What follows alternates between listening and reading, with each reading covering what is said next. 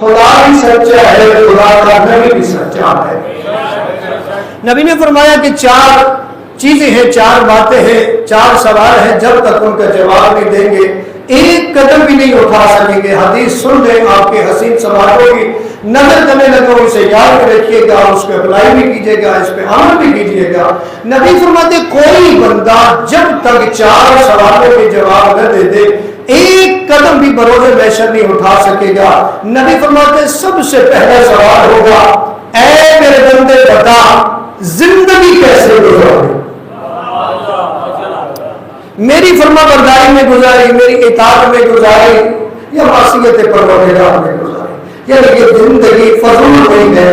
اس زندگی کا جو مقصد ہے، سوال ہوگا زندگی آپ نے بولو کیسے گزاری، خدا کی اطاعت میں گزاری یا معصیت پروردگار میں گزاری؟ دوسرا سوال یہ بتا تو نے جوانی کیسے گزاری؟ اور جتنے میرے جوان بیٹھے ہو، آپ کی یہ جوانی کوئی عام نہیں، معمولی نہیں، اس کا مقام ہے، بڑی قدر ہے اس کی۔ اگر آپ خدا کی فرما برداری میں گزارتے ہیں تو آپ کا بڑا مقام ہے۔ اور یہ سوال ہوگا، اور اکثر لوگ کہتے ہیں جوانی مستانی، جوانی مستانی نہیں ہے، توجہ فرما رہے ہیں؟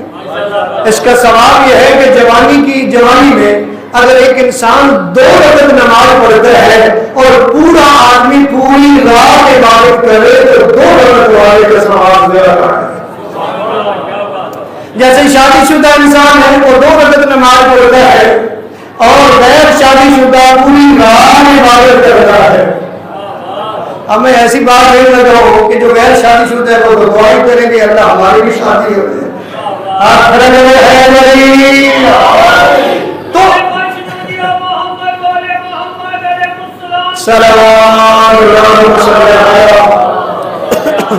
محمد علیہ محمد۔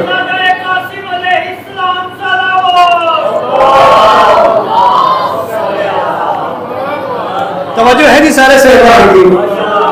میں نے آپ کو تھوڑا نہیں سمجھا، میں نے جو نوکری ہے وہ شروع کر دی ہے۔ میں نے کہا سوال ہوگا جوانی کیسے گزاری، سب سے پہلا سوال بچوں زندگی کیسے گزاری، نبی اعظم کی حدیث ہے زندگی کیسے گزاری۔ دوسرا سوال جوانی بولو کیسے گزاری۔ تیسرا سوال ہوگا تو نے رزق کیسے کمایا اور کہاں پہ خرچ کیا، اور چوتھا سوال ہوگا محبت کیا سوال ہوگا؟ چوتھا محبت اہل بیت کے سوال ہونے۔